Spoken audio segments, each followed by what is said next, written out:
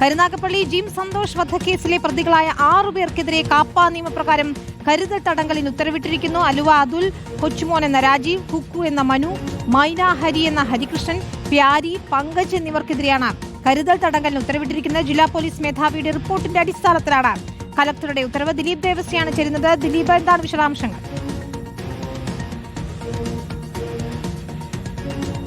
വിനീത, ഏറെ കോളിളക്കം സൃഷ്ടിച്ച കേസാണ് ജിം സന്തോഷ് വധക്കേസ്. കരുനാഗപ്പള്ളിയിലെ രാത്രിക്ക് തോട്ടയെറിഞ്ഞുകൊണ്ട് വീട്ടിൽ കയറി കൊലപ്പെടുത്തിയ കേസ് നമ്മളേറെ ശ്രദ്ധ ചെലുത്തിയ വാർത്തയും കൂടെയാണ്. ഇപ്പോൾ ഈ കേസിലെ 6 പ്രതികൾക്കെതിരെയാണ് കാപ്പ ചുമത്തി കരുതൽ തടങ്കൽ ഉത്തരവിട്ടിരിക്കുന്നത്. ജില്ലാ കലക്ടറാണ് ഉത്തരവിട്ടത്. ഇതിന് റിപ്പോർട്ട് സമർപ്പിച്ചിരുന്നത് സിറ്റി പോലീസ് മേധാവിയായ കിരൺ നാരായണൻ റിപ്പോർട്ട് സമർപ്പിച്ചു. അതിന്മേലാണ് ഇപ്പോൾ കലക്ടറുടെ ഉത്തരവുണ്ടായത്. അതിൽ ജയിലിൽ ശിക്ഷിക്കപ്പെട്ടതിന് ശേഷം, അതായത് ഈ ജിം സന്തോഷിനെ കൊലപ്പെടുത്തിയ ശേഷം പോലും ഇതിൽ പ്രധാന പ്രതിയായ അലുവ അതുൽ ജയിൽ വാർഡനെ മർദ്ദിക്കുകയും ഒപ്പം ഈ കോടതിയിലെത്തി റീൽസ് ചിത്രീകരിച്ചതിനടക്കം കേസുകൾ ഉണ്ടാകുകയും ചെയ്തിരുന്നു.